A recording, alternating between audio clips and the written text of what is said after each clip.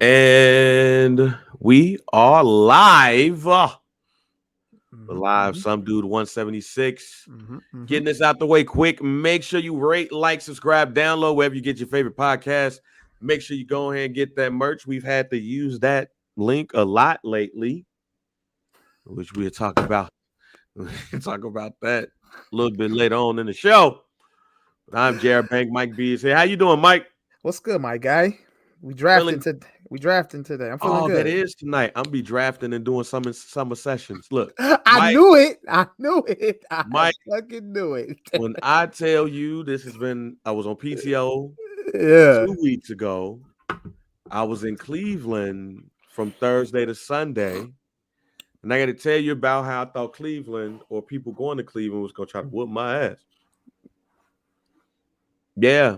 It's Okay. my fault. So I'm at the airport, right? And It's always a story when man go out of town. yeah, it is. Always. So I'm at the airport. And while I'm at the airport, I didn't check in the day before. So I couldn't check in the day before, mainly because the kids, I had the kids by myself. Exactly, Coach For a Moses. day. Exactly. This is exactly what it is. No. As soon as he said Cleveland and Davis gonna whoop his ass, all I'm thinking is Joakim Noah. No, it wasn't that. It was actually quite the opposite. Quite the opposite. So Miriam left for Atlanta on Tuesday. I had the kids by myself on Wednesday. Parts of Wednesday. I had to go get my father-in-law. So I couldn't check in for the plane ride because I had to get the kids ready to go over my parents' house. I had to get Landon and Liam. Landon and Liam went over there. And those two was kicking my ass. So I wasn't able to check in. So I had like C20. But I'm thinking, who the fuck going to Cleveland? So I get to the airport on Thursday at like 1. And I'm like, yeah, see, I was cool. I had to spend no extra $30 to get the upgraded, joint. Then all of a sudden it started getting busier, and more people start coming. And I'm like, damn, I should spend that $30. Too late now.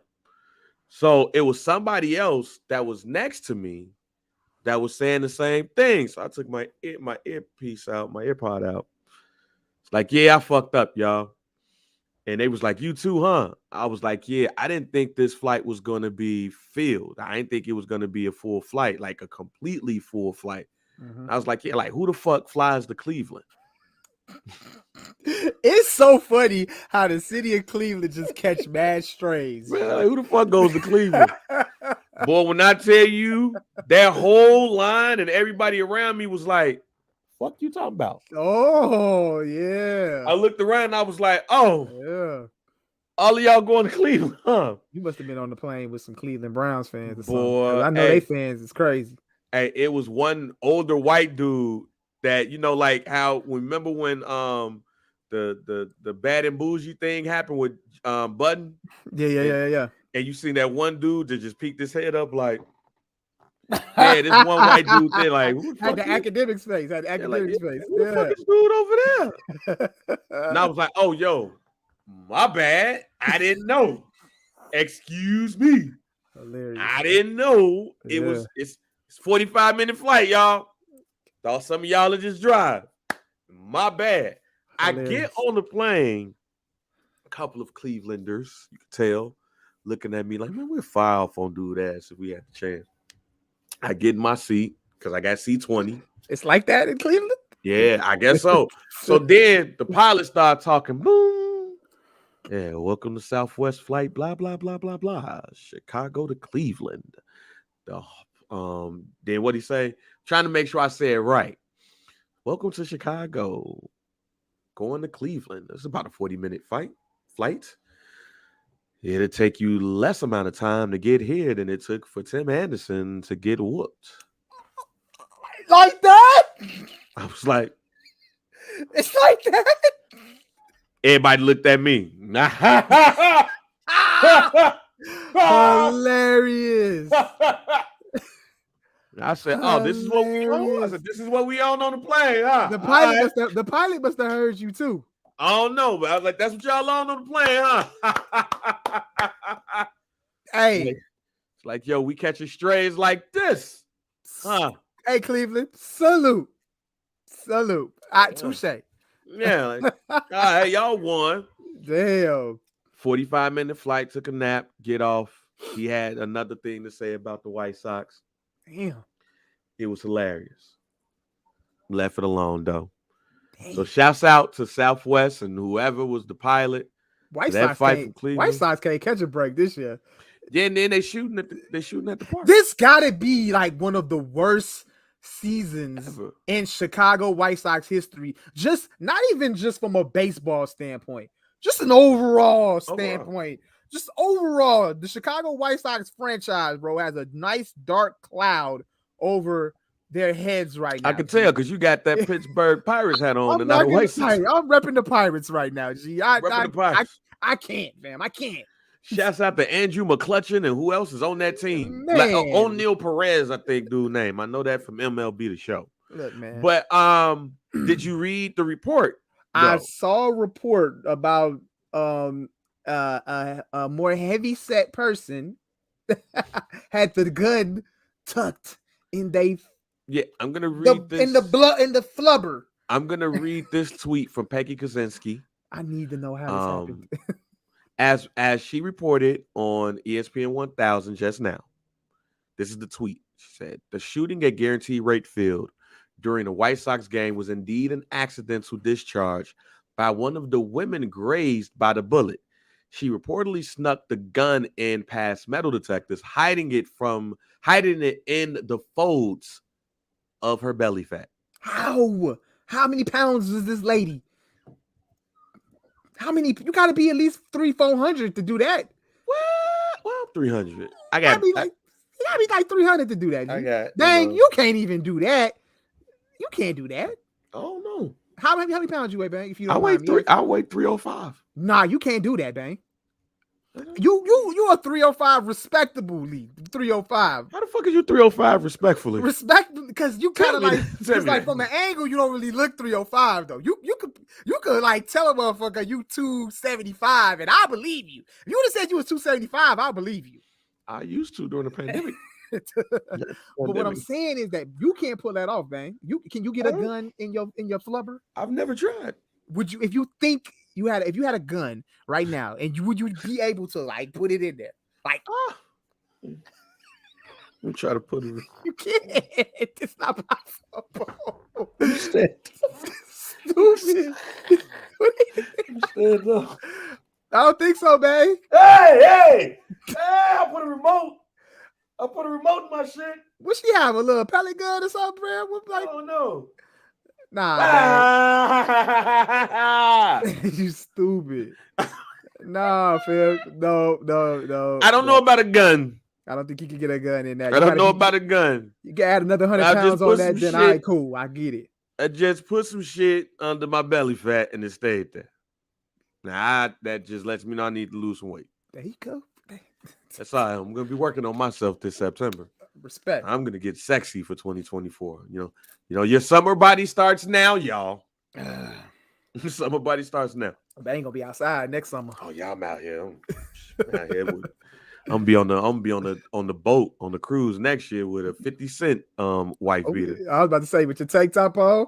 The 50 Cent, the weird G unit, G unit tank top. G unit tank tops went crazy though for a second though. I never got one, but for swole niggas, that's what that was for.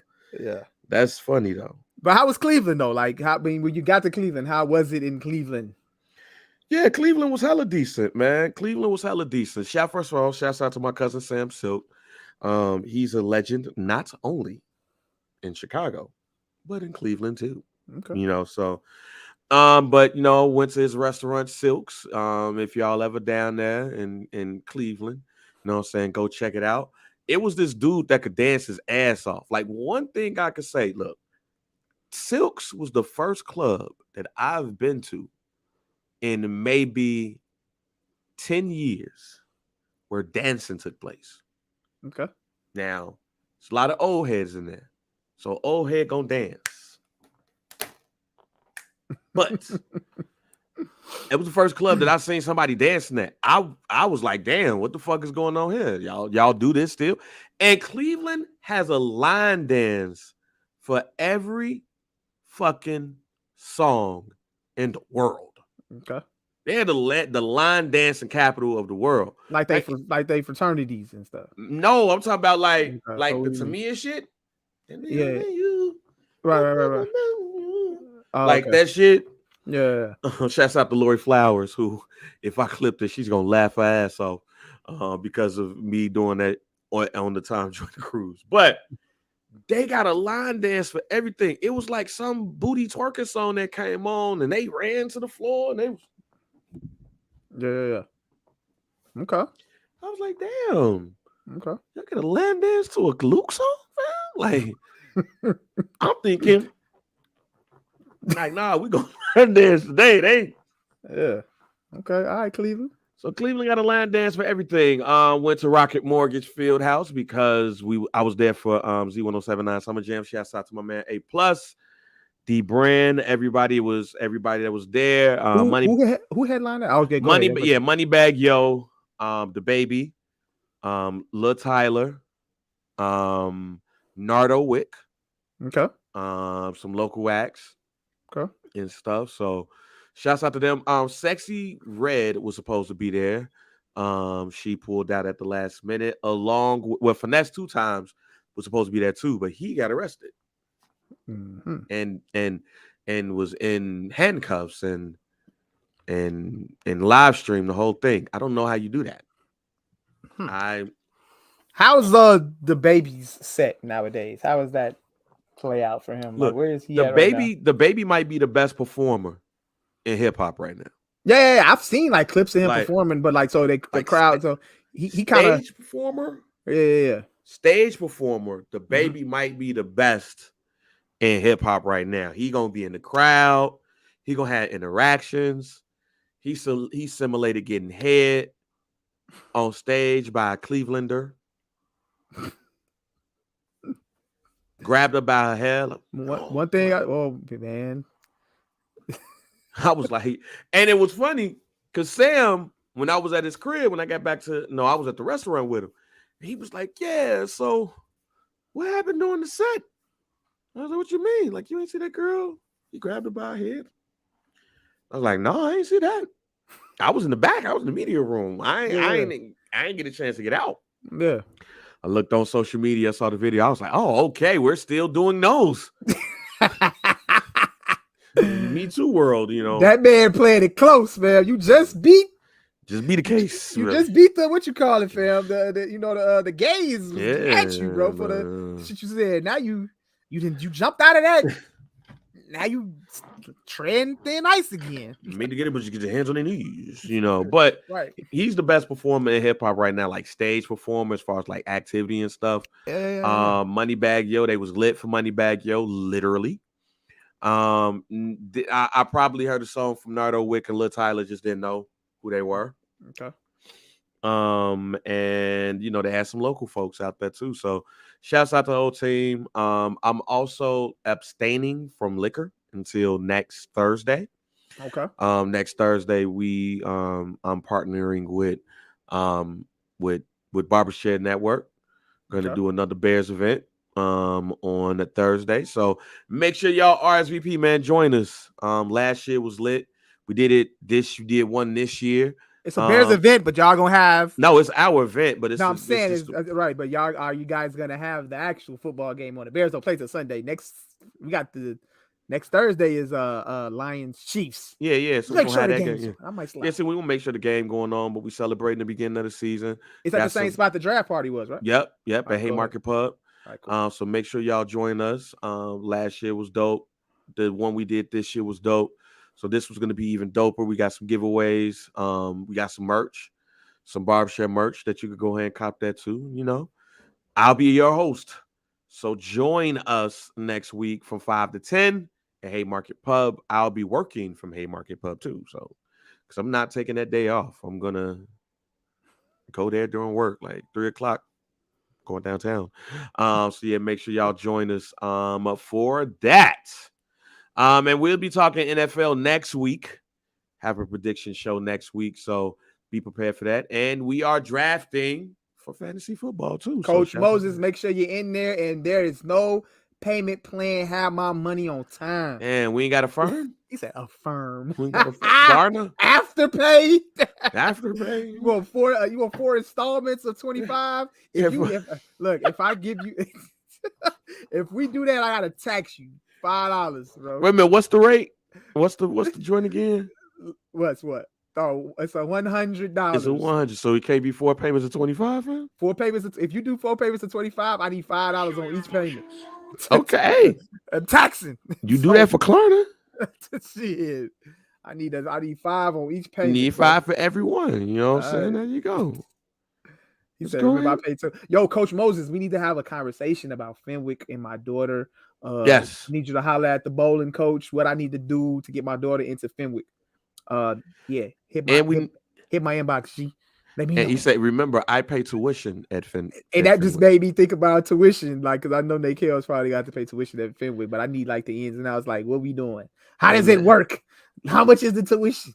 We need. Do we NIL. get a discount for her being a good bowler? Like, I don't. What we doing? NIL. Look, coach, you take care of that for me. Then look, we can work out something. We can work out something to pay. That's a great question. Hey, Coach Moses, are you free? I had a question to ask you. You free? Go. You get the phone. Pull up the phone if you free. Now, just because I know you in the Twitch right now. I got a couple of questions. Yeah, we're gonna bring Coach Moses up in here. I'm gonna send him the link. I'm about to drop this in your Facebook inbox. So go ahead and get that, because I got a couple of questions, especially based off of what Mike had talked about last week. I see the nigga says, "Oh, there we go. I'm sending you a link right now about the tuition." Yeah. So I got a couple of questions about high school stuff. So I just sent you the link. I want you to join us, and then you can put up your podcast and everything too. He's trying to get in early for Trey. You trying to figure out for Trey? Yeah. It's gonna be here before you know it, buddy. About 5 more years. Yeah, that's gonna come up real fast. In about 5 more years, the question I gotta ask him is probably. Oh, you gotta ask some hard, burning questions. Questions I gotta ask. This ain't gonna be non-existent when I ask them questions. So we're gonna wait for Coach Moses to join us for that. But yeah, like I was saying, we're gonna have an NFL special next week. We probably go live on the Facebook page, talk about the NFL, Bears, Cowboys, all in between. We ain't gonna wait to have this conversation though. But Trey Lance is now Dallas Cowboy. He was traded from the San Francisco 49ers for a 4th round pick. I'm gonna say this now. Jerry Jones listens to the pod, y'all. Mm-hmm. I said on this podcast, they need to draft a young quarterback or grab somebody that's young, because I'm not for sure if Dak Prescott is the guy. And being that I'm not for sure that Dak Prescott is the guy, you need to bring somebody in. And they brought in Trey Lance. Now, what I did not know is that, in not guaranteed money, but the cap hit. Dak's cap hit next year is $60 million. Mm-hmm. That's a lot. Yeah. I don't know if that's cap or not, but I heard that his cap hit is $60 million. Mm-hmm. They restructuring some shit. Oh yeah, that's gonna get restructured. Yeah. I believe so. But when you saw that Jerry Jones, who did not consult Dak, he did not consult Mike McCarthy. He's the owner and the GM. He said, "Fuck this! I'm getting Trey Lance." What was your thoughts? Shocker, but not a shocker. Shocking just because it was like, woo. I mean, out of all the teams that I would have thought I kind of figured Trey Lance was out the door. I didn't definitely see him coming to us. I thought the Vikings. I actually didn't even really have any thoughts about what team he actually would have went to, but just him coming to the Cowboys shocked me at first, but then it also just hit me. And then Dak and them could, they could say in interviews all they want that, that doesn't affect him long term, but he's lying. They're lying. That definitely affects you long term, G. I honestly feel like Dak's on a short leash here. And I think Jerry Jones is just not gonna say it directly, but I think it's like an indirect way of saying, "I Dak, should have get off the pot." I kind of feel like that's what this is right here, bro. And honestly, I think this is gonna play out well for Dak. This is gonna play out well for Dak because Dak gonna have a year. I think he'll have a year. He's gonna have a year. So Trey Lance could be a nice little backup. They do whatever they want to do with him, you know what I'm saying, later on. But Dak gonna have a year. I think this is the fire that's getting lit under him. If there ever is one. All right, so we gonna get back to that, but we brought in Coach Moses for a real quick question while he's driving. So on last week's pod, or the last pod, not last week's, but the last pod we had, Mike was talking about bowling and stuff like that. And I saw Jim Harbaugh this week talk about NIL and how players should be getting some rev share. And I know that high schoolers do NIL in some cases, and it just raised the interesting question to me because I already felt first of all, let me say this. I have nothing against NIL. I like it. I think people should be able to sell their name, likeness, and image, and then plus we get football back. We get NCAA football back. And any way that we can make that happen, that's cool. So if players got to get paid, well, shit, pay them so I can get my game back because it was my favorite game on Xbox and PlayStation. But my question to you is especially you being involved with basketball, one, how does NIL affect y'all? And how can we work on the deal for Nate Kell to get NIL money to pay for that high-ass tuition at Fenwick?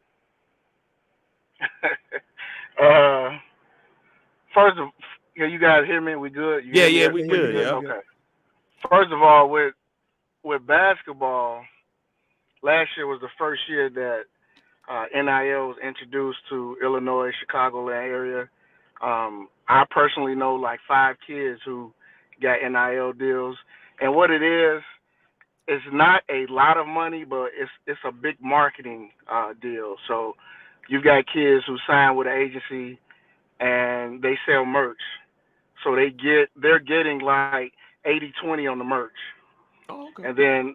And then the marketing person, what he does is he markets your social media, he markets you to other universities, other coaches. So basically, the kids getting the NIL deal is just not that to the level that the D1 athletes are getting. Like a kid that played for us at Fenwick 3 years ago, Bryce Hopkins, he got a big NIL deal when he got to Kentucky, but then he got a bigger one when he transferred and went to Providence. Now we're talking like thousands of dollars, like a huge NIL deal. High school, you're gonna see more in Chicago this year. You're gonna see a lot more. You're gonna see a lot more kids on their Instagram announcing who they signed with the NIL deal. But it's just basically in its infancy stages right now, because a lot of parents really don't know. A lot of parents are still scared, like, okay, if I sign this with my kid, will he lose his eligibility? No, he won't, because in the state of Illinois, it's allowed. You see what I'm saying? So it's good. On a legal standpoint, it's good. Now, as far as bowling, I'm going to be honest with you, Mike. You should try to be the first. You should try to get your daughter, and you guys should try to be the first people ever to get an NIL bowling deal. I'm be honest with you, because it's opportunities out there, Mike. I'm for real. Baseball kids have it right now. A couple football kids have it right now. So bowling, there's a market for it. Oh yeah. Hey, see, look, Mike. I'll be the agent. I'll get some work together. Have a Fenwick jersey with a whole bunch of ads on there. I had looking like a soccer player. And tuition is paid for. Yeah. Okay, that's what's up, Coach. Yeah, I appreciate that, man. Because, the one thing about Fenwick, again, their bowling program, okay, it's been around for some years, but last year was really when they made a lot of noise. Mm-hmm. And the coach they have, he's actually pretty good, but he just needs kids to be interested in it. And I still believe bowling, there's an avenue where Fenwick can be really good. They can win titles. And in the area that they at, there's a lot of bowlers. A lot of kids are bowlers in this area. Yeah, the one young lady, Olivia Cameron. She Olivia, she bowls at Hillside Youth with Nate Hill. I think she's gonna be a junior this year, and she was the first girl to make it to state, to the state tournament from Fenwick. And that was right? huge. Yeah. That was huge for the school. And believe me, at our open house last year, like we had her there. She represented the bowling team, and then she's a young black girl, so that's huge. You know what I mean? So your daughter, I know I've been, every time you post about her, I be paying attention. Trust me, I'm recruiting for my bowling coach, so trust me. So Bob man, yo, send me some info on the open house. So she's gonna be she's going to 7th grade this year. So I definitely want to start like inquiring right now. So definitely like send me the open house information. You know what I'm saying, the time and the date, and then me and my wife and Nate Hill, we'll stop through, man, and then we'll ask all the questions that we need to ask. I'll definitely send it to you. I'll definitely send it to you. Look at me, man. Hey, look. Once I get this editing and stuff down, I'm finna make a highlight reel, and we going up from there, baby. Yeah. All it takes, listen. All it takes is one kid to break through, and there you go. That's all it takes. Yes, sir. Look at me. Well, look, Coach Moses, thank you. Plug the podcast, Jack. Yes, sir. Hey, everybody, you can find our podcast, some of that podcast, Apple, Spotify, YouTube. Make sure you subscribe and like. We got 100th episode coming up real soon. Okay. We got a live show coming up and with that 100th episode. So make sure everybody please tune in with us. We got a lot of stuff to talk about. Bang, Mike. I appreciate y'all, man. You already know. Sir. Make sure you in the draft room on time, my guy. I will be there. I can't wait. Yes, sir. All right, Coach Mo. All right, peace. Appreciate it, y'all. Yes, sir. Hey, man. See, Mike, I'm just trying to get out. Look. Hey, look at me, man. We making deals on some dude pod, man. Trying to make some deals. Yeah. Trying to make some deals. Yes, sir. Trying to get my folks out here. Yeah. You know what I'm saying? And let's get it. When you get that first deal, I just need 10%. I got you, bro. I got you. I just need 10%. That's all. I got you, bro. I appreciate that. And we going up from that, dog. Just get it. Yeah, that's it. That's all. Yeah. All right, so let's get back. Let's get back to the pod. Yeah. Let's get back to these Dallas Cowboys. Yeah. Your Trey Lance is your new quarterback. I'm with it. I'm cool with it, man. Like, light that fire under Dak, man. Like, and also this is a good chance for Trey Lance to develop, get a little bit of learning experience on Dak Prescott, who's an experienced quarterback. Whether you guys think he's elite or not elite or whatever, Dak has experience. Trey Lance could probably learn a thing or two under Dak. So we'll see how this works out. I don't really want to look too much into it, but I see it as just a spark being lit under Dak. Also, obviously you could go to him as a backup, if Dak gets hurt. So hey, I ain't mad at this at all, bro. I ain't mad at it at all. Well, I mean, Cooper Rush looked like he's gonna be the backup. Yeah. Shout out to Cooper Rush. Cooper Rush, when he filled in for Dak last year, he did his thing. So he got us. He made sure we stayed afloat while Dak was out last year when he had the finger injury. So yes, shout out to Cooper Rush. He can learn. Trey Lance can learn from both of them. He might swoop in and steal the backup spot from Cooper Rush in practice. I don't know. We'll see. So, that's how I see it. I just see it as like all right, Dak, we ready to pull the trigger on somebody else if you ain't the guy this year. Okay. And honestly, I hate to say it, but this could honestly be Dak's last season as a Cowboy, bro, if we don't get to at least the NFC Championship game. But that's a conversation for another pod, So yeah. Wow, and I know there's there is a lot of cuts that's being announced. The Patriots is looking for a backup quarterback because they cut both of them. That's crazy. So Mac Jones is the only quarterback in the quarterback room right now. Unless they sign somebody else, they released Brady Zappi and Malik Cunningham. That is crazy. What the weirdest, the funniest cut today was Doug Peterson cut his son. Yeah. What position did his son play? I gotta find that. Hold on, fam. He Because cut, he I cut his saw own that. son. I saw that and I was like, damn. How's the dinner table gonna? How you cut your son, Jack? Hold on. Let me go find out. How's that conversation gonna be at dinner? You know what I'm Hold saying? on. What position did son play? Could have had a spot for your son. I don't care what nobody say. Because I You think his can- son played tight end or some shit. Look, Yes, sir. Is Jaguars announced that tight end Doug Peterson's son, yeah. was waived as part of the 53-man cut. The younger Peterson, who was an undrafted free agent out of Louisiana Monroe in 2021, bounced around in his career, spending time with the 49ers, Saints, and Chiefs. Even played for the Houston Gamblers and the USFL before his contract ended in June. So I have a team called the Houston Gamblers. yeah, Oh, that used to be an old USFL team. That's actually what Jim Kelly played for. mm. Yeah. So your son got to be terrible for you to cut him.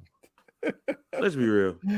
Damn, bro, he ain't even good enough to make a third string tight end. How many tight ends do you normally keep on the roster? Like man, 3, you can't right? block. You can't block. You can't like Like what we doing, bro? tight end. You can't have him man. on special teams, bro. Right, you tight end, fam. You can't block. You can't. He can ask you to catch, fam. You just can't sit there and block. Send him back to the practice squad at least, man. Yeah, man. You block. You cut your son, fam. What do you do with that? Do you tell your son to bring in? Like, do you? That's why we needed. This is why we need hard knocks for the. We need a hard knock episode for that. Yeah, we needed a hard knock episode just for this. Just for Jackson, just for the Jacksonville Jaguars program. This Jet shit been huff. Yeah, I ain't really Jets into been this huff. I ain't really been into this one. The Jets been giving Aaron Rodgers all types of head during this episode of Hard Knocks. This Hard Knocks season has reminded me of Real Sex 28. That's what that is, because they've been on Aaron Rodgers nuts. Hey, I was like when I watched the one episode, I was that day years old when I knew that the voice of Hard Knocks was Cotton Weary from Scream. You didn't know? Didn't know that. Levi Schreiber. I had no idea. Oh, you tweaking. It said on the goddamn credits, Mike. I know that, but I just never actually paid attention to it. Like I never actually. You're like, oh, that's the nigga name, but no. Hey, they should Cotton Weary to me. Yeah, Cotton but Weary from Scream. They should have had Hard Knocks just for this. The fact that you have to cut your son, like, do you? Hey, man, tell Jed to bring his playbook to the office. He's like, man, what the fuck? Daddy about to cut me? Ouch. He get up in the hey, son, shit. Ain't no other way of saying it, fam. I gotta let you go. Yeah. Damn, Dad, like for real? Like, yeah, you not one of the 53 best players on this team. That's crazy. Am I 54? Nah. You ain't even good enough for the practice squad, G. Yeah, nah. But mom cooking tonight though. Mm-hmm. Make sure mom you there. Cooking tonight. Make sure you there. You know, mom's spaghetti on flame, Jack. See you at the crib. See you at the house. See you at the house. That is fucked up, man. Man, I wonder if it was like gut wrenching. Like, gotta cut my son, huh? Yeah. Y'all do the head coach do all? I would like send my assistant coach to do it. Nah, you gotta cut your son. You gotta look your son in the eye, fam. Be like, fam, you huff. Man, that's tough, bro. Like, do you make a call? Like, look, let me go ahead. Let me call. Who should I call? Let me call Ozzie Newsome. They do well with tight ends. Like, yo, Oz. Yeah. Man, I gotta let go of my son, but I need you to be in the room with me when we do it, though. Let's come on. Can I just trade him over to you, fam? I don't need a pick. Just give me cash considerations. Yeah. Man, no cash considerations are gonna be like 10,000. You know what? Whatever you can spare. Yeah. Like whatever you can spare. Yeah, that's weird. Probably gut wrenching to cut your kid. Oh yeah. But shouts out to Doug Peterson. And what if his wife got mad? That's what I'm saying. Like, don't you want your son to have a job? Yeah, he got it. And his son got to be the assistant tight ends coach at this point. You got to give him some. Don't do him like that, man. A coaching intern. If nobody scoop him, man, go ahead and hire him on staff. He got to be. Got to. Come on, man. Jed, hey, look, it's over. Equipment manager, bro. Jed, it's over. Your career's when your daddy cuts you, your career's over. Wait a minute, didn't Doc Rivers trade Austin? Yeah, I think so. Yeah. Coaching dance ain't shit. Did he trade him? I think don't know. so. Was Doc like GM? Doc was on the Clippers when Austin was on the Clippers. Yeah. I believe Austin got traded to Houston or some shit. And his daddy, look, Lawrence Frank was like, look, fam. Yeah. Got a deal for your son. Yeah. Get the fuck up out of here. Like, you got to be an ain't shit daddy to not want your son on your team. But see, man, it's like a conflict of interest, though. People gonna think like, man, yo, he really don't belong on his team, yo. But it's gonna look funny because why you still got your son on the team? It's gonna look funny. Players gonna be looking like, because that's my son. I mean, look, I feel you, bro, but the rest of the team gonna feel you. They ain't gonna fuck with you. Bro. He a 4th-string tight end, fam. He ain't gonna hurt. That one little spot ain't gonna hurt, huh? That one little spot ain't gonna hurt. That one little spot ain't gonna look. The Patriots just cut both of their quarterbacks. I'm still trying to figure out who they scooping up as backup. Brian Hoyer or some shit. He's still around. Cam Newton available. He ain't coming back. His career's over. Yeah, that's just dead. Cam Newton was at Invest Fest. Cam Newton, he just need to submit his papers and call it a night. Yeah, he need to call it a night. All right, man. Let's get to the nuts and bolts of this pod. First of all, Mike, I want to say thank you to Victoria Monet. Yeah, I checked it out. I checked out the project. I want to say thank you. Jaguar 2. I interviewed Victoria Monet. Shouts out to my man Weesaw. Oh, excuse me. And we talked about interludes because she be having some cold ass interludes and that thing. And there was a couple of stuff that we cut out. One of the things I said to her was, thank you for bringing back that R&B that you could look your mate in the eye. Like Victoria Monet created look your mate in the eye music. Mm-hmm. She created bite the back of your mate music. Okay. Like Victoria Monet has an album that you can just grab your significant other from behind and just bite gently the back of her neck and rub on her breasts and stop because the kids is coming. I love that album. My wife laughing. But yeah, baby. We gonna do it to Victoria Monet music. Put the kids to bed, baby. Yeah. Throw that Amazon Alexa. Throw that Victoria on.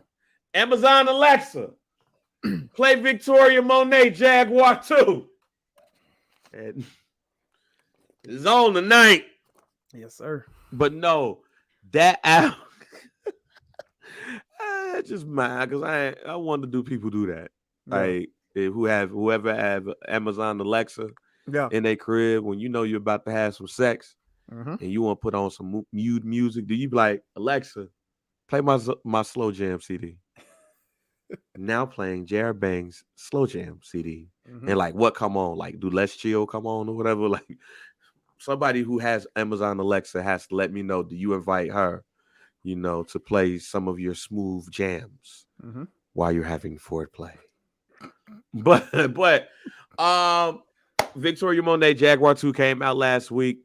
I know she's been moving a couple of singles, Party Girls with Buju Banton, Smoke with Lucky Day, and On My Mama, which is another banger. And in the video, she got the Jabot jeans on, fam. She got the Jabot jeans with the straps. But when I say that album to me, it starts off great with Smoke and all that stuff, but when we get to track 5, Cadillac Joint, that's when that album hits its stride. And man, oh man, oh man, from there on, that album already spectacular. But that's when you like, okay. But I thank Victoria Monet because this is an R&B album that I've been waiting for. And I'm talking about more mainstream because there's other people that do have some quality R&B music out here. I'm not saying that she's saving it or anything like that, but mainstream wise, we don't have a lot. Mm-hmm. We got it here. Mm-hmm. Now, I'll say right now, this is my favorite album of 2023. Okay. It's not even close. Okay. Thank you. I ain't gonna argue with you there, buddy. Yeah. Give me your thoughts on the album. One of your some of your favorite tracks. When you posted up on Facebook, I was like, oh yeah, let me go check this out real quick. So I checked it out. Like you said, she came right out banging. I love the joint with Lucky Day. I love the Party Girls record. Cadillac, A Pimp's Anthem, fire. On My Mama, fire. I think my favorite joint is probably Cadillac. Probably Cadillac. Yes. Probably Cadillac and Smoke with Lucky Day. Them the two joints that I'm running back. You know what I'm saying? But yeah, man, on that R&B shit, Joe, like easily best R&B album of the year.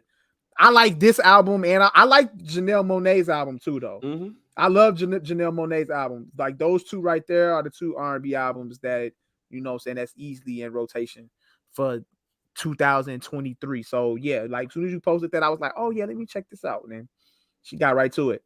I haven't listened to a Victoria Monet project. I've heard her on songs before, but this is the first project that I've listened to of hers though. Jaguar 1. Yeah, I didn't listen. I haven't heard that. So I'm gonna have to go back and do some homework. You have to go ahead and check that out too, and the other projects too. But yeah, but like I said, when it gets to track 5, which is Cadillac, A Pimp's Anthem, mm-hmm. and then it transitions to How Does It Make You Feel, mm-hmm. which is a great song. Mm-hmm.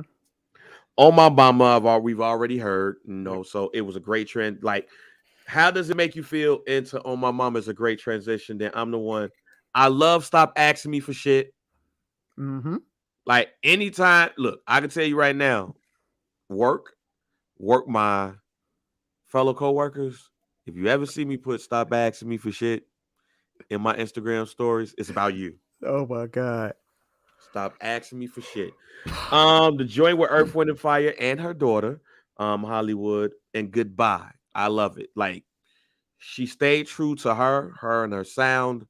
Definitely something smooth to ride in the car with. Mm-hmm. I gave it the airplane test, gave it the car test, the office test. And yeah, Victoria Monet has my favorite album of the year. If y'all have not checked out Jaguar 2, please do so.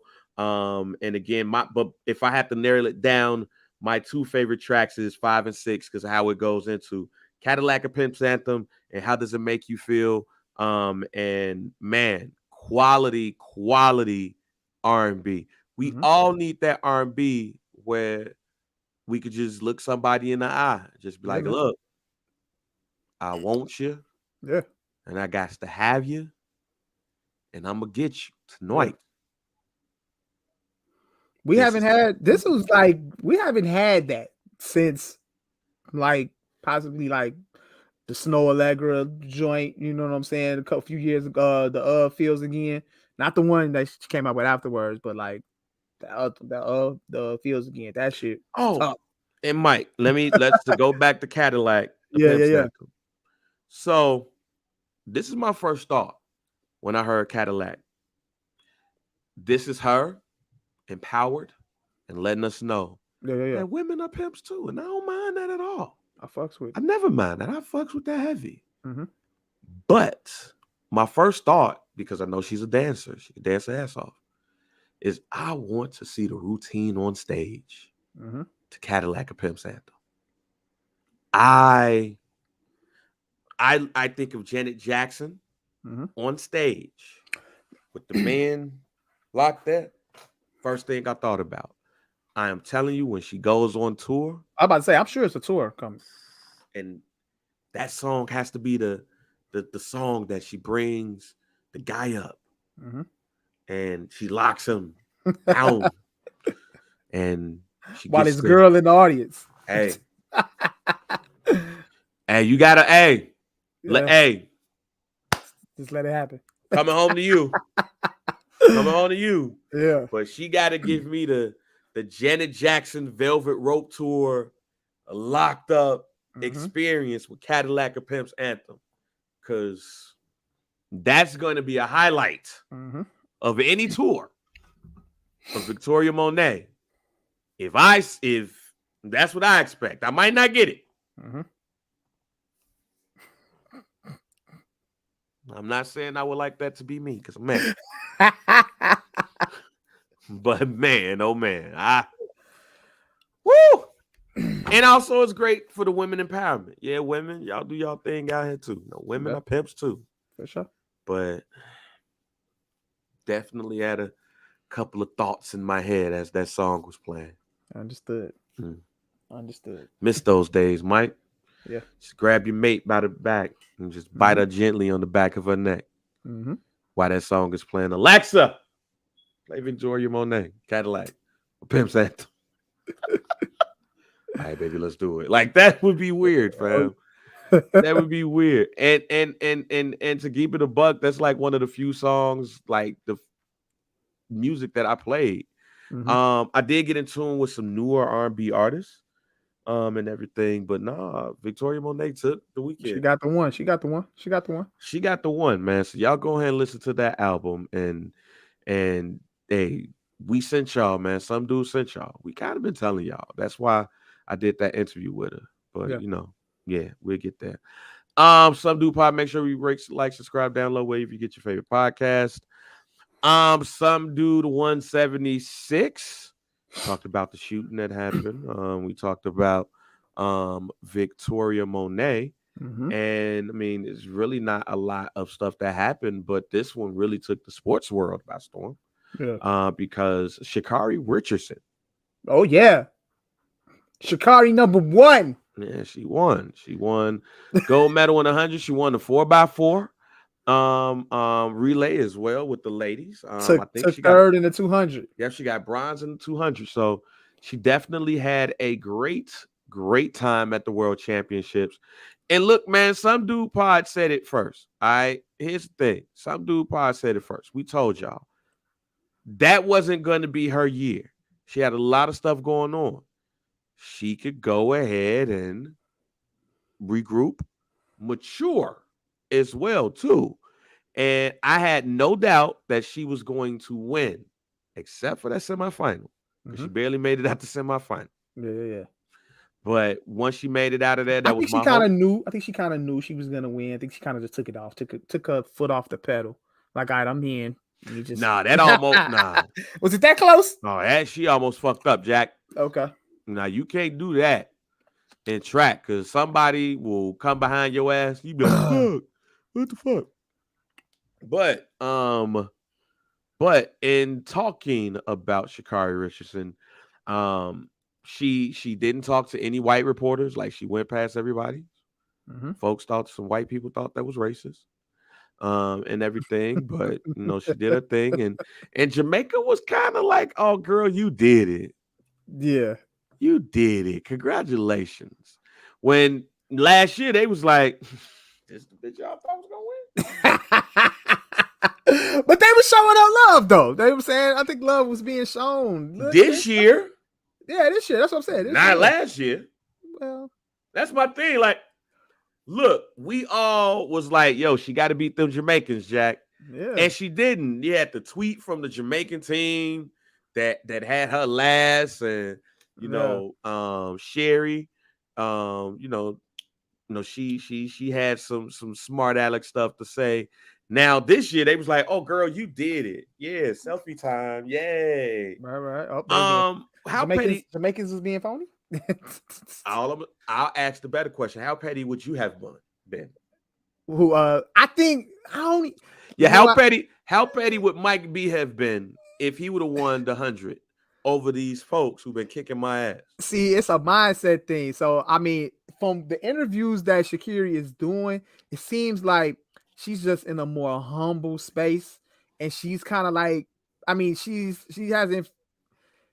hasn't forgotten all of the things that's been said about her, been tweeted about her, but I think she's just in a position where she's keeping it really cute with everything. It's in interviews and just like interacting with all the other, runners after the races is over. I see it. I see the sportsmanship is there. So, look, I would have assumed based off we know how Sha'Carri is. Sha'Carri, she like that. You know what I'm saying? So the pettiness, I know it's tingling in her. And I know she want to do it. But I applaud her for not. So I think it's just my mindset would probably be the same, G, because I probably was just like, look, man, I done overcame this. And I think maybe she waiting for the Olympics to do it. Mike, I've been petty. Niggas gonna be in Paris, all right? We gonna clown in Paris. I don't know, Mike. I might have been petty. I don't know, G. I might have been petty, G. I might have been petty. It's easy to be petty, but I think know. she still got that cloud over her, bro. I think she still got that microscope on her. I think we waiting to see oh, look at her. She won now. She knows she don't know how to act. I think she's trying to keep it. It probably would have been subtle petty, Mike. It probably would have been subtle petty. I would have had to do something petty though. I think she got to wait till the Olympics to do it, G. Go off at the Olympics in Paris, then get your shit off. Because what they gonna say to you? You got 4 years. They gonna say to you, bro.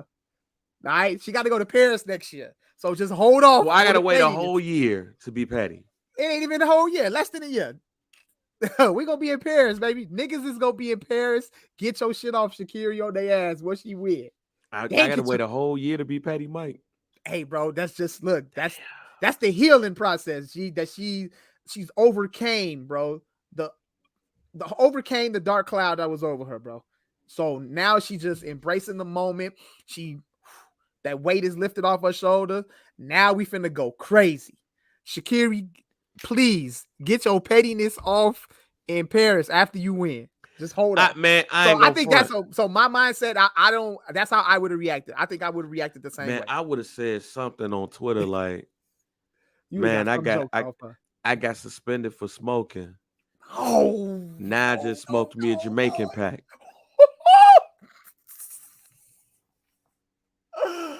Oh my God!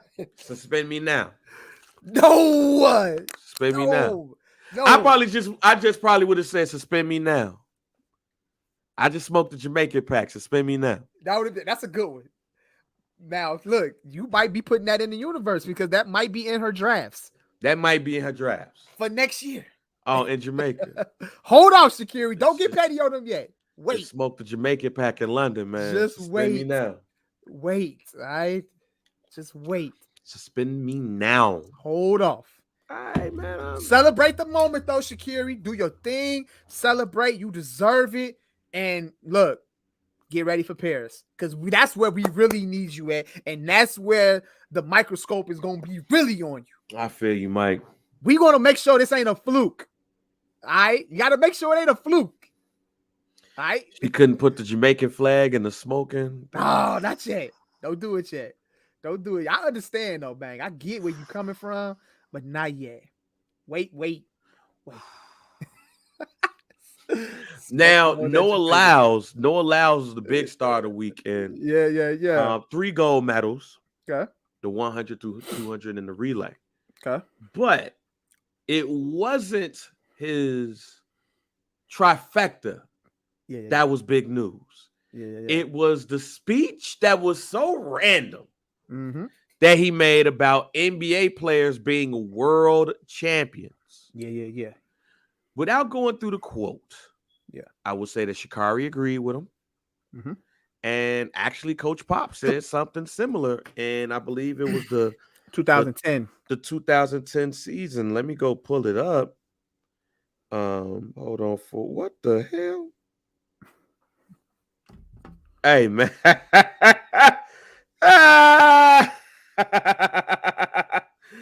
Oh, man, I shouldn't have seen that. I got to talk about my mans when I see this shit right here. All right, Coach Pop said it doesn't make sense for an NBA team to call themselves world champions. I don't remember anyone playing anyone outside of our borders to get that tag. Now, let me say this. Technically, Noah Lyles is not wrong. He's not wrong. And just because you have the best players in the world to come over and there's so many slots, technically he's right. Mhm. Because he's not talking about FIBA World Championships. He's not talking about Team USA. He's talking about the world champion Denver Nuggets. World champion Denver Nuggets. Now, back in my day, because I know there's a lot of young people that's out there, and there might be some that listens to this pod, but you can Google this, y'all. I think it started in like 1986 or 87. But back in my day on NBC, it used to be this thing called the McDonald's Open. Mhm. The McDonald's Open was where the champions in other leagues across the world would go up against the chosen NBA team. Later, it became the world champions because the San Antonio Spurs, I think, won the last one in 1999. But I'm gonna pull this up so I could get all of the information. But I used to love seeing this on NBA on NBC. Because some of these people and these players I never knew. And then I believe like Dominique Wilkins was on like one of the teams that played in the McDonald's Championship, then called the McDonald's Open. Actually, it started in 1987. Okay. And we talked about this on the pod before. The McDonald's Champion, this is from Wikipedia. The McDonald's Championship, sometimes called the McDonald's Open, was an international men's professional basketball club competition that featured a representative from the National Basketball Association representing North America against the champion club teams from Europe. The National Basketball League representing Oceania. That's the team there that Lonzo, not Lonzo, but LaMelo Ball. That's the league that he was in Australia and South America. The competition was launched as the McDonald's Open in 1987 with FIBA sanctioning the event. Then it was renamed the McDonald's Championships in 1995. FIBA EuroLeague champions participated in the competition from its third edition in 1989, while the NBA champions would join from 1995 on upwards. If you remember watching The Last Dance, that was the championship that Mike gave to Scott Burrell. Like, oh, you won a champion. That's this one right there. Mhm. And also for the first 2 years, the national men's team for Yugoslavia and Soviet Union represented. Michael Jordan, of course, was played in there. Matter of fact, I'll go with the winners from 87 to 99. The first champion was and let me first say this. The 1987 Milwaukee Bucks were not bad. But it's the Milwaukee Bucks at the end of the day. And the Milwaukee Bucks won the championship. In the Milwaukee Bucks roster, Yeah. Jack Sigma, Randy Brewer, Paul Presley, Terry Cummins, Jerry Reynolds, Charles Davis, Pace Mannion, J.J. Weber. These are people that you're not gonna give a shit about. Mhm. They also had they also had the Soviet national team. And one of the players on the Soviet national team, if you have a whole bunch of basketball cards, you know who Saranis Marshalanis is. Mhm. I had a lot of them cards. And for the Italian team, fun fact, Mike D'Antoni was on the team, Tracer Milano, along with Bob McAdoo. And for those who don't know, Bob McAdoo is a former NBA MVP, a 5-time NBA All-Star, won championships with the Lakers in the Showtime era, and he's an NBA Hall of Famer and a member of the 75th anniversary team. Mhm. Bob McAdoo is a legend. He played for 21 years, 14 seasons in the NBA, and the final 7 in Italy. And he's one of the few players that has won an NBA and a FIBA European World Champions Cup, the Euro League. And he won 3 more titles as an assistant coach on the Miami Heat. So Bob McAdoo is a legend and a half, ladies and gentlemen. And also, fun fact, Bob McAdoo is the all-time leading scorer in the joint. Okay. The Milwaukee Bucks entered the tournament. That tournament also without Sidney Moncrief, Jay Humphries, Ricky Pierce, Craig Hodges, and John Lucas, John Lucas II, who was unavailable due to injuries or contract issues. And like one of the richest niggas in the world who got a whole bunch of like Wendy's and shit, Junior Bridgerman, he announced his retirement. So that's a fun fact too. Mm-hmm. So yeah, the Milwaukee Bucks won the first one. Then the Boston Celtics won in 88. Denver won in 1989. So these are teams, especially in the 80s, they were pretty decent teams, but they're not the champions. The New York Knicks won in 1990, 1991. The Lakers won it. 1990, and then they started doing it every 2 years. 91 was the Lakers, 93 was the Phoenix Suns. And then 1995 was the champions, the Houston Rockets, going. Then the Bulls and the San Antonio Spurs won the last one, the last McDonald's championship. MVPs. Let's look at this wide range of players, all-time greats. Terry Cummins won the first McDonald's Open Cup MVP. You know what I'm saying? Oh, there you go, right there. That's a trivia question right there. Larry Bird in 88, Walter Davis with the Denver Nuggets in 1989, Patrick Ewing in 1990, Magic Johnson in 91, Charles Barkley in 93, Clyde the Glide in 1995 for Michael Jeffrey in 1997, and Tim Duncan in 1999. And then also the scorers, because there's a couple of names that's interesting. Talked about Bob McAdoo for Italy, Larry Bird, and the late Drazen Petrovic. Drazen Petrovic at the time played for Real Madrid in 1998, year leading scorers. Then Bob McAdoo again in 1989, Patrick Ewing in 1990, Jordi Villacampa in 1991, Joe, I'm not going to try to pronounce his last name, from Real Madrid, but Orlando Woolridge in 1995 was the top scorer. He played in Italy. I think it is Italy. Virtus Bologna. Michael Jordan in 1997, and Charles Bird, an American who was playing in Brazil. Now look, when I look at this, of course, come on, fam, the Americans won this joint right here. But when I look at the Houston Rockets of 1995, Chicago Bulls in 1997, and the San Antonio Spurs in 1999, due to this tournament and going up against the champions in other leagues, they were the champion. And I said this in the Facebook group, in the Some Dude Power group. And the reason why I'm bringing this up again, and of course, one, it's a topic, but two, I think it's an interesting topic. So before I let you go and get your thoughts, Mike, I'm gonna read what I put in the group. Hold on. Let me go to mine. Hold on for a second. I had said technically Noah Lyles isn't wrong. He didn't say Olympics or FIBA World Championship teams. He said NBA. When an NBA champ wins, there isn't a tournament with champs in other Euro, Asian, Oceania leagues to determine the world champ. Denver is not going to Spain to play Real Madrid or some ish.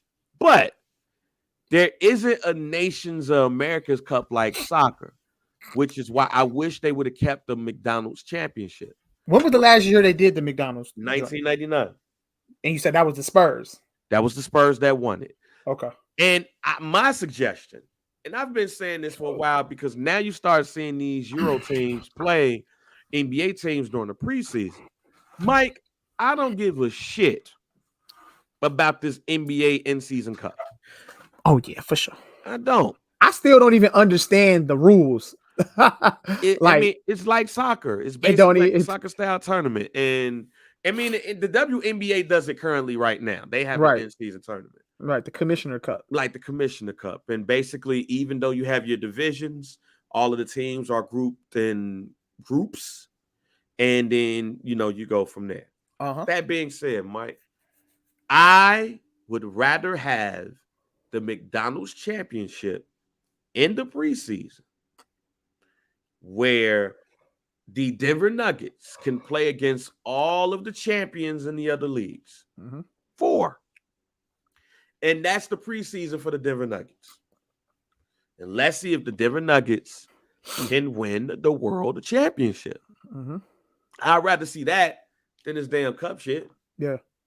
I think it's more entertaining, and I do believe this is a chance for somebody like the Nuggets to go up against the best teams, either blow their ass out or win early and win a world championship. Now, if you were to ask me, do I feel like the NBA should use the term world champion? Yeah. Okay.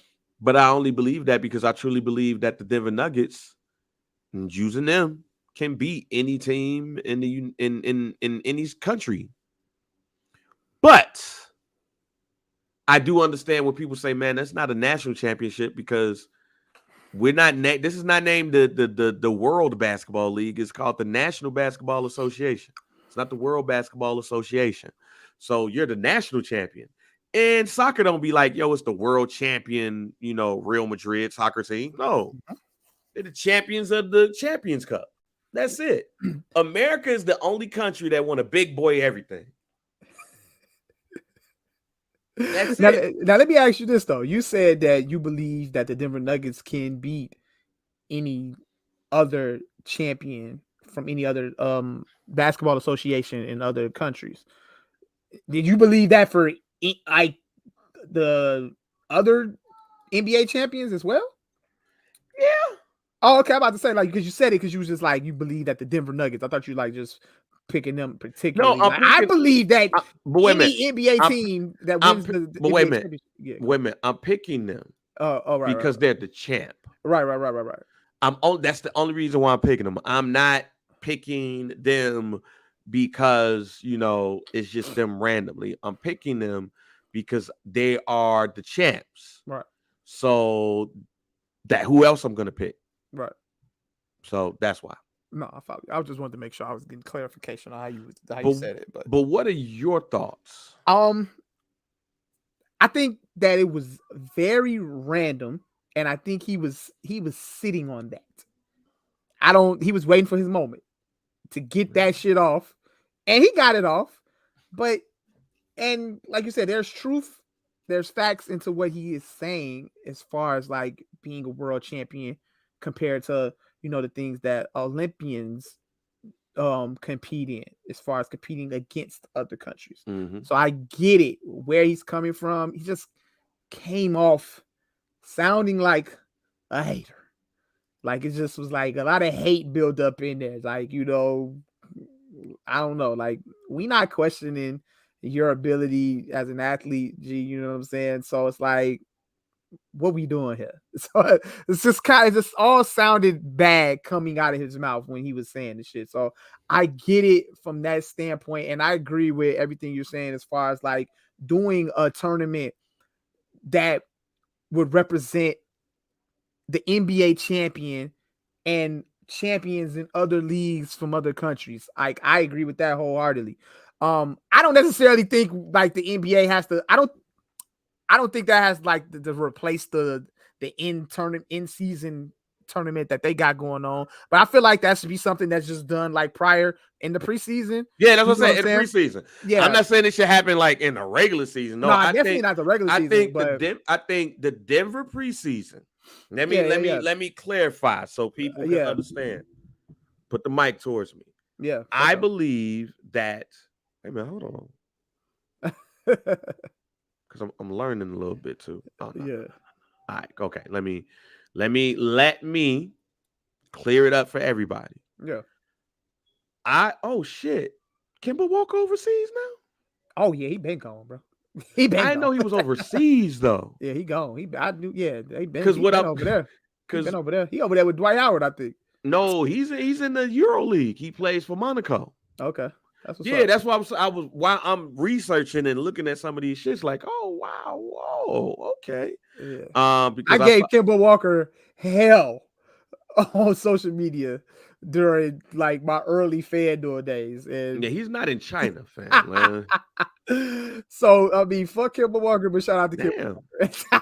That man that lost me some money. Because Jabari Parker, I guess, played for Barcelona.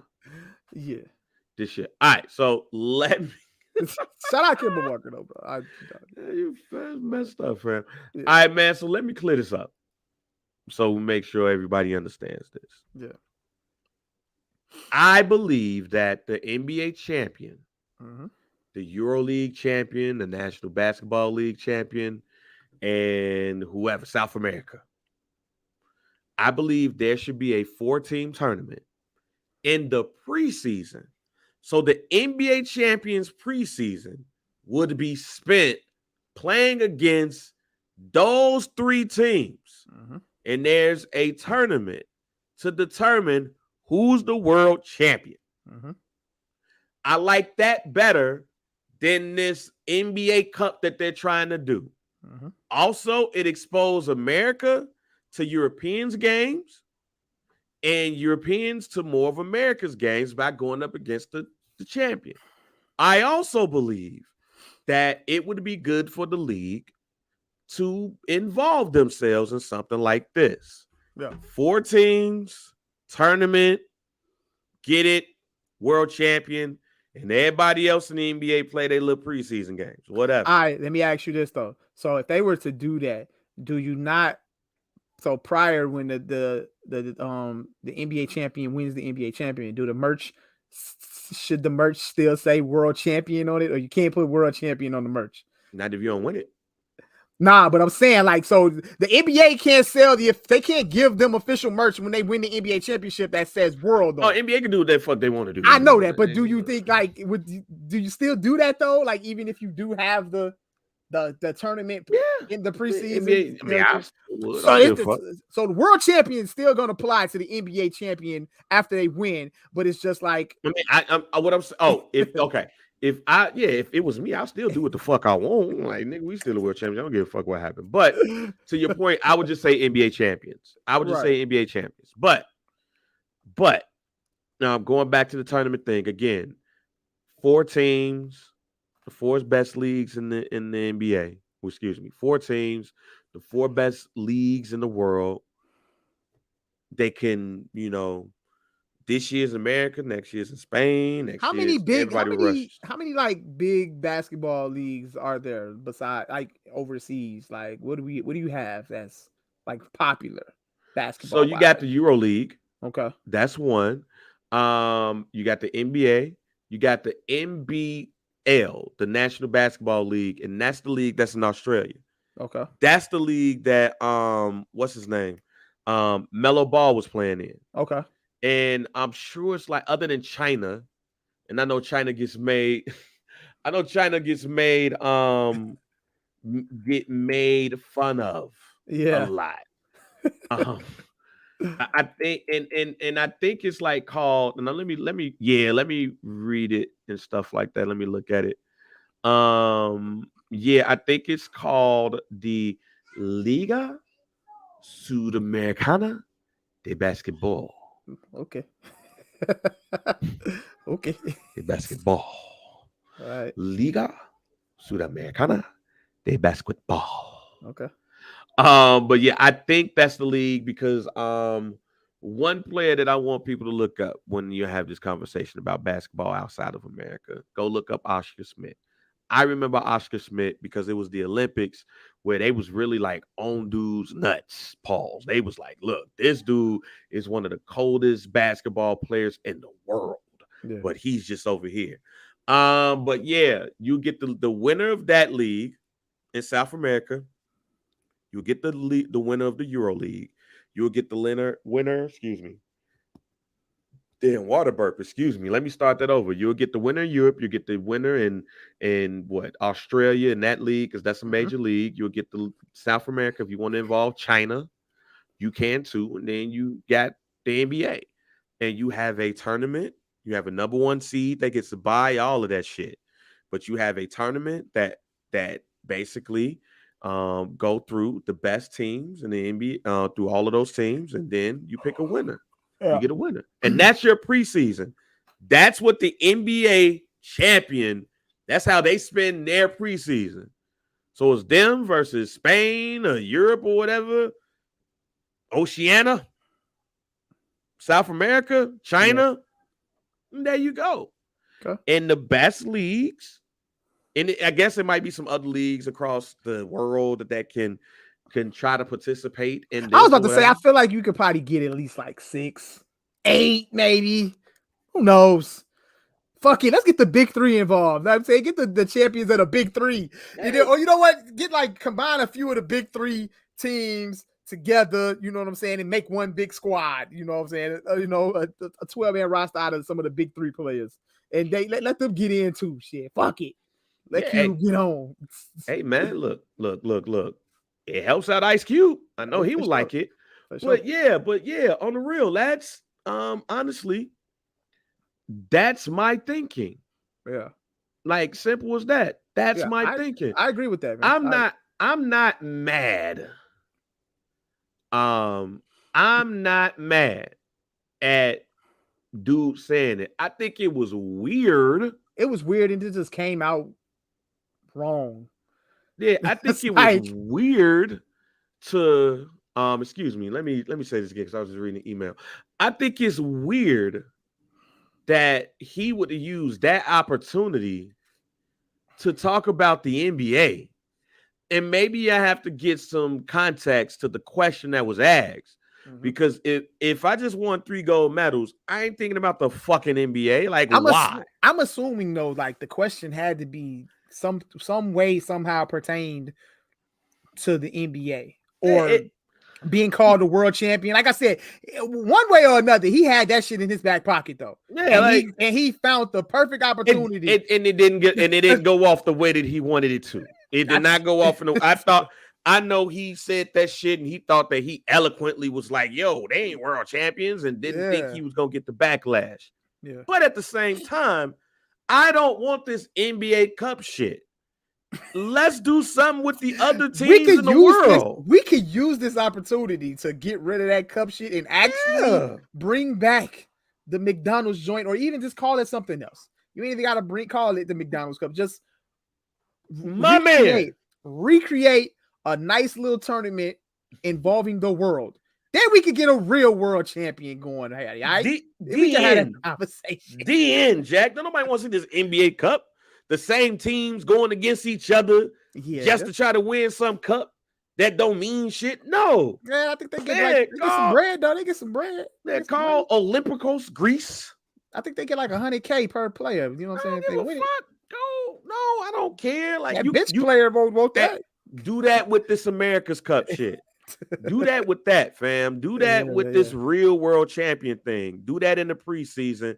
But here's the thing, Mike. I know why the NBA not gonna do it, and I know you know why the NBA not gonna do it either. What if the Denver Nuggets lost? Oh, hey, yeah, that'll look bad. Then you gonna have to not use world champion on the merchandise after that. That's what I'm saying, Mike.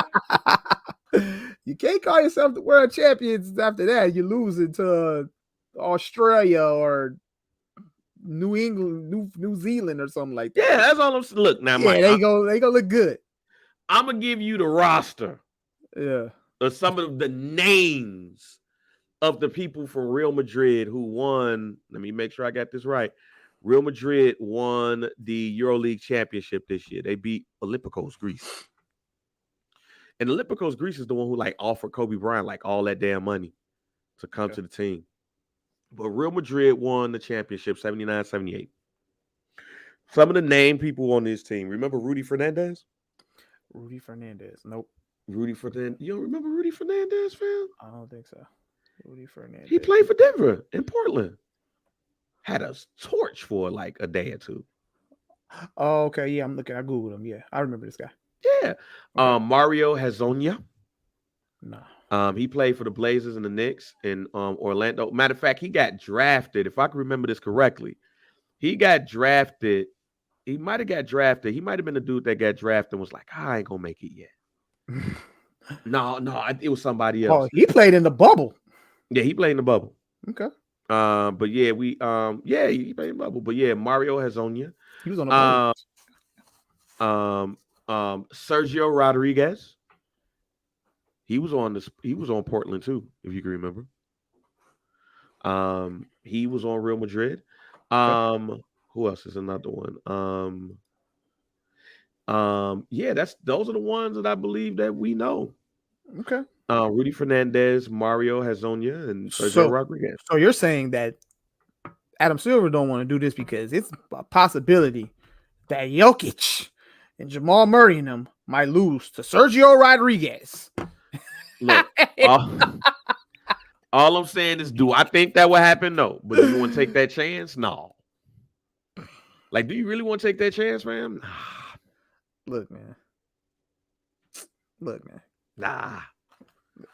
I don't know if you really want to take that chance, Jack. I'm dead serious. and I'm dead serious, Mike. Yeah, I'm not saying that we would lose to Real Madrid. I'm not saying that we'd lose to like the Australian Dogs or whatever the Mark's names is over there.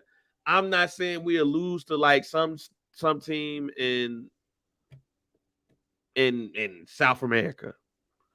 What I'm saying is that the Americans don't want to take that chance. Mm-hmm. Like Adam Silver, and to keep it a buck, would Jokic play?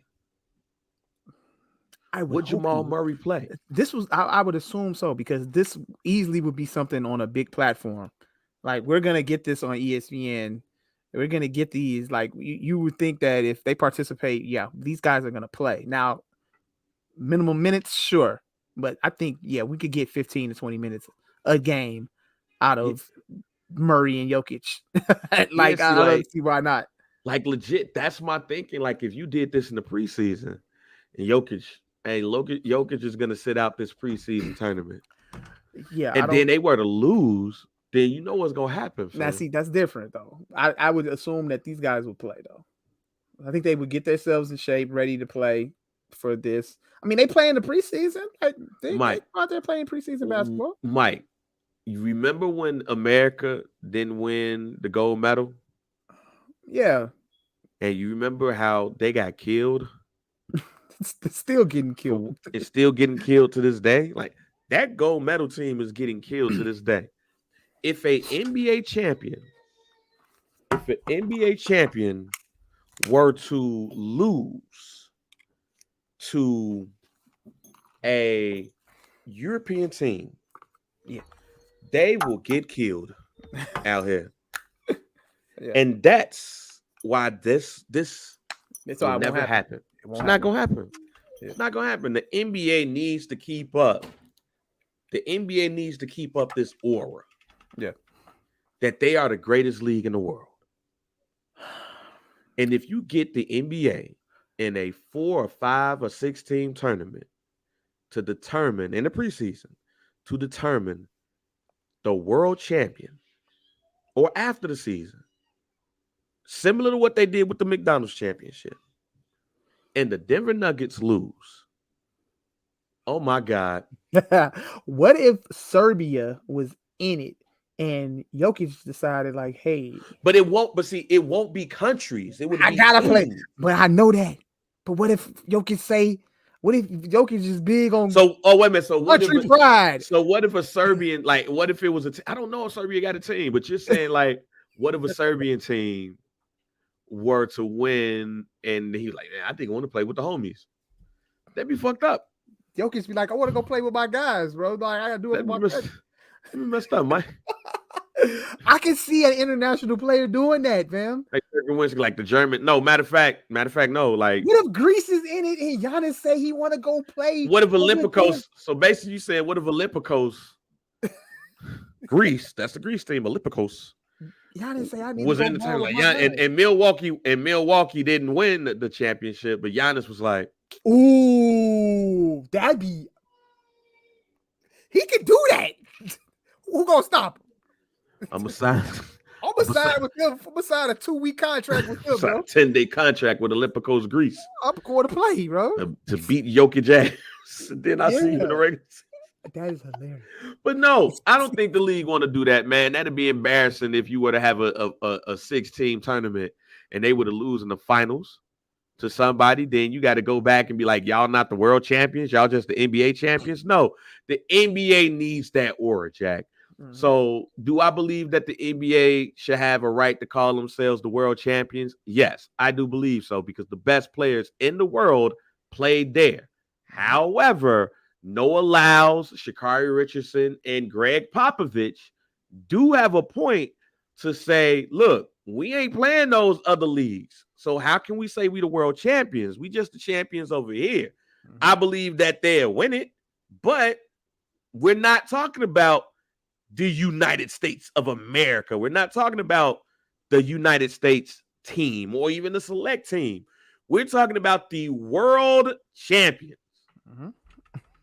Do y'all think, and that's the question that I have, and I know my answers. I believe that the Denver Nuggets, I believe that the Denver Nuggets could be any team that won a championship in any league.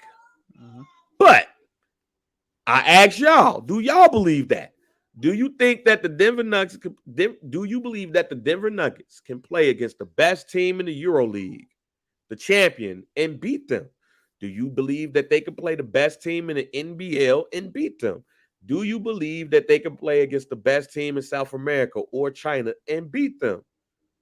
I believe that the answer is yes. And I would rather see that than an NBA Cup.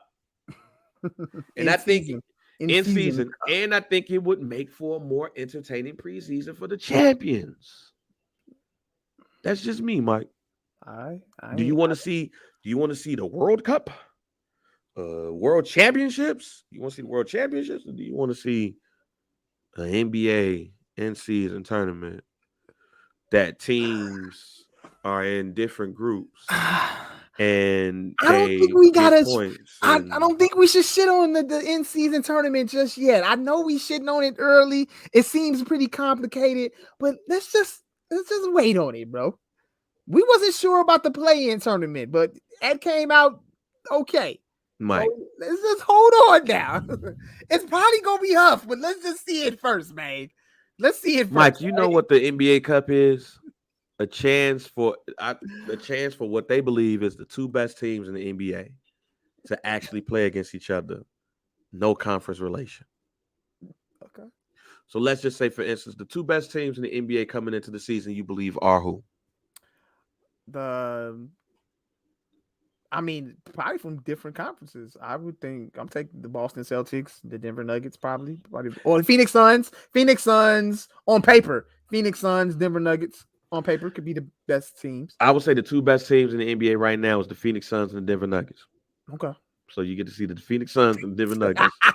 Dang, ain't feeling it. For the fake NBA championship. Yeah. I just think it's a lot, bro. They just doing a lot right now. But y'all NBA, Adam Silver. He's looking at you, kid. You can make this very easy, and y'all can reinstate the McDonald's championships and get with the best leagues in the world and have a 6-team tournament in the preseason, and you send your NBA champion out there to wash the world's ass, pause. To beat their ass. And when you beat them, y'all world champs. Yeah. Who you think gonna win the NBA championship this year if you were to pick right now? If I had to pick right now. If you had to pick today. I'm going to pick the Phoenix Suns. Phoenix Suns go up against Real Madrid, the Australian Devil Dogs, and some Spanish team. And whoever wins in China and some other league. Yeah. They're going to wash them. Be the world champs. And that's your preseason. Because shouldn't the preseason be easy? Yeah. Should be lightweight, nothing too crazy. Yeah. What's more lightweight than going up against the team in the Euro League? Is it really though, bro? Because I'm watching the FIBA. I'm watching FIBA right now, G. And these niggas be having to work hard a little bit, bro. I called a couple minutes of the USA and they were struggling a little bit. I caught a few minutes of Canada earlier too. Canada versus whoever they was playing against. They struggled in the first quarter. Mike, it should. They ended up winning, but they ended up blowing them out. But they had to work for that blowout, though. Mike, it should.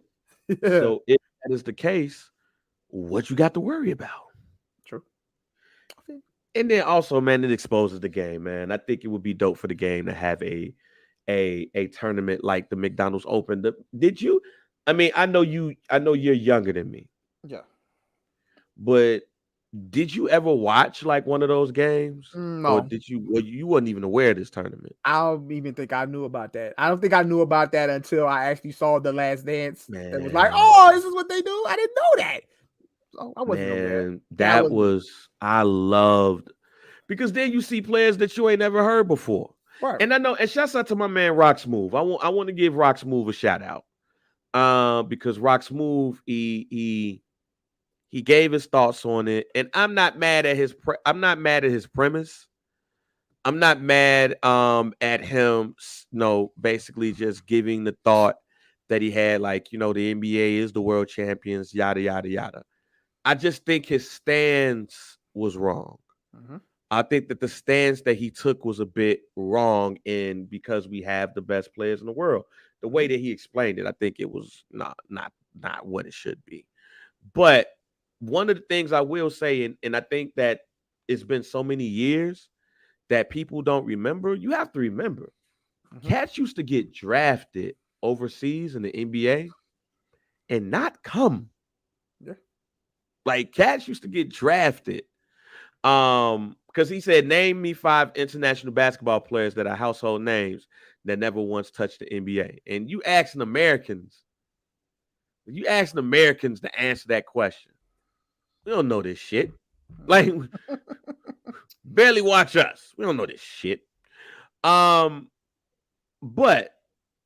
what young folks got to remember is that cats will get drafted and don't come. Sometimes it was because of I don't fuck with these American things. Yeah. It was also money.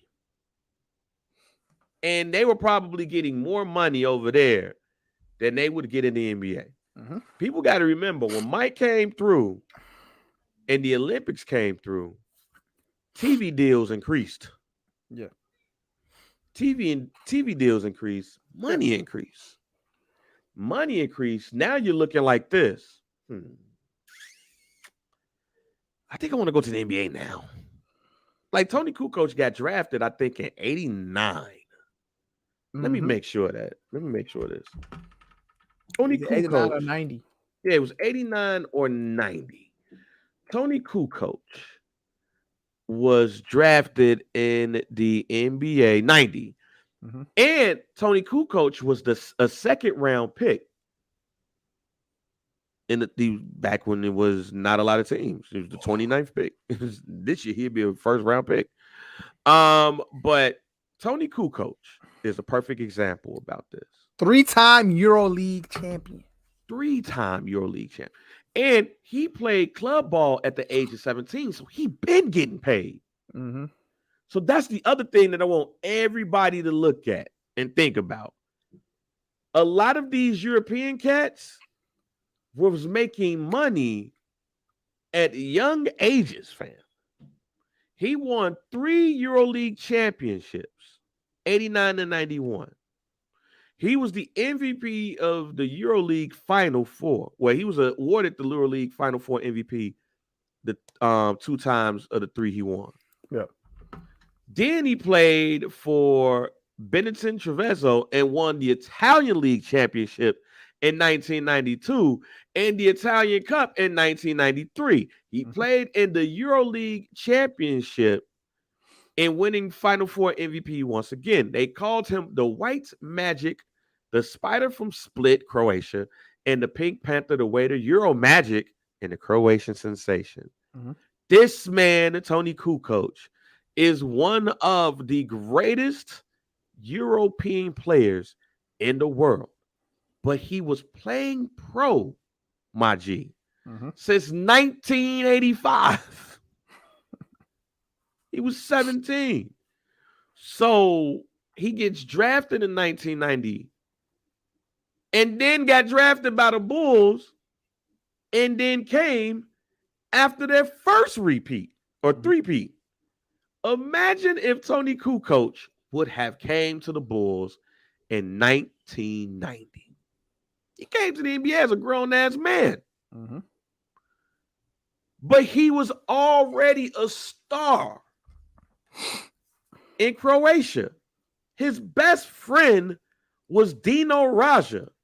If y'all don't know who Dino Raja is, Dino Raja was a power forward for the for the Boston Celtics. He's from Croatia, same as Tony Kukoc. This dude was so popular that they filmed his wedding on TV. They put his wedding on TV, fam. His wedding was like the royal family, my G. Yeah. And they put his wedding, and Tony Kukoc was his best man. He went to the Boston Celtics the same year Tony Kukoc did. Mm-hmm. He was there from 93 to 97. He did not have the success that Tony Kukoc did. But for him, he defected. Mm-hmm. And they was like, yo, you gotta come back.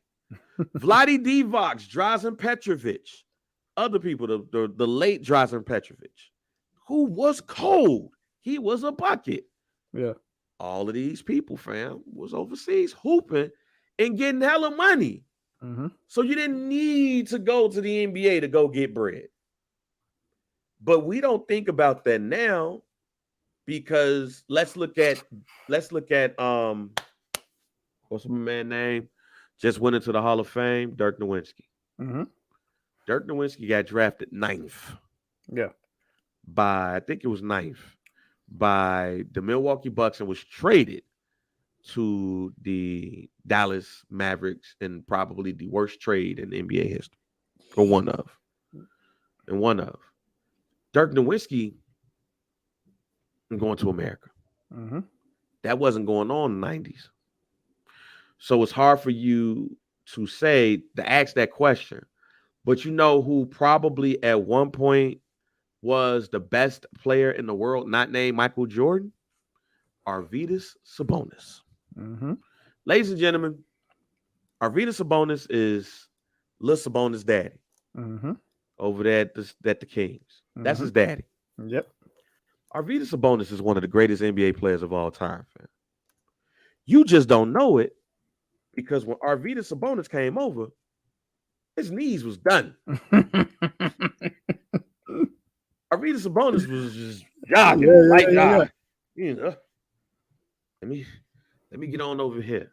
Yeah. But my God, fam, you go look at tape of the 7'3" Arvydas Sabonis in his prime. The man was cold. And you know what? Arvydas was like, I ain't going over there. Mm-hmm.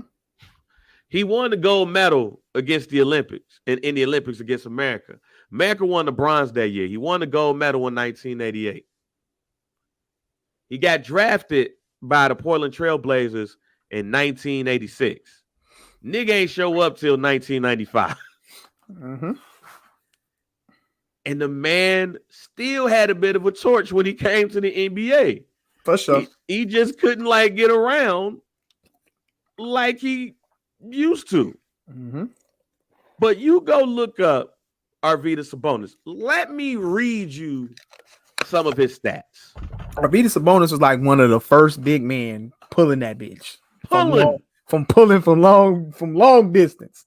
I'm telling you, go look at a tape of this dude. Go on YouTube. FIBA World Cup champion 1986. He was a EuroLeague champion in 95. He was a Russia League champion from 1985 to 87. ACB League champion in 93-94.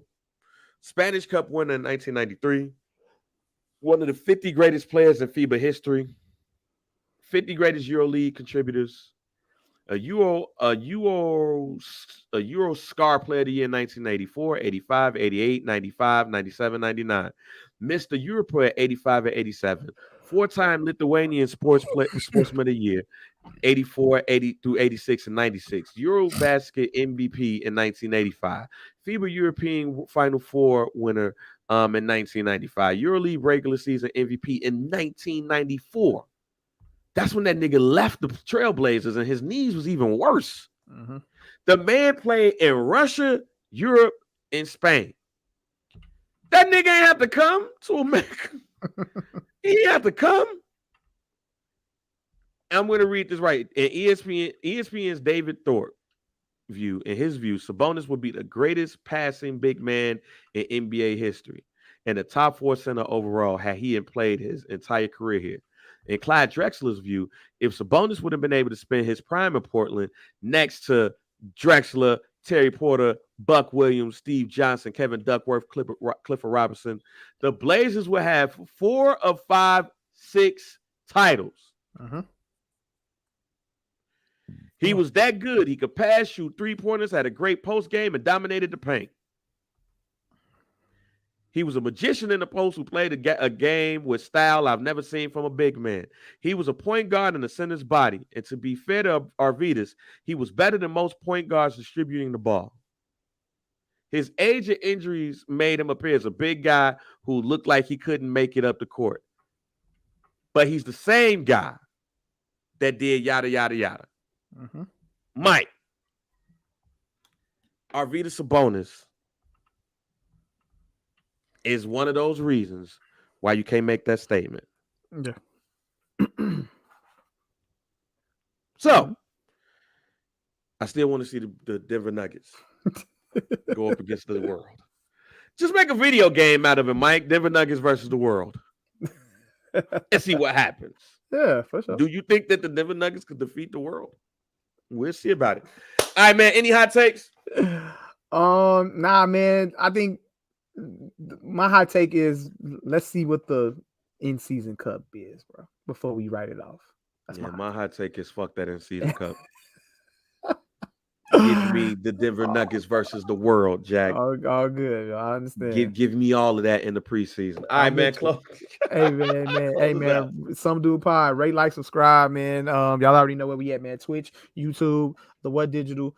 We on X at Some Dude Pod, at JR Bang, at Mike B _ CHR. Calling that shit X. We on IG, man, at JR Bang, at Mike B _ CHR. We on Facebook, the group.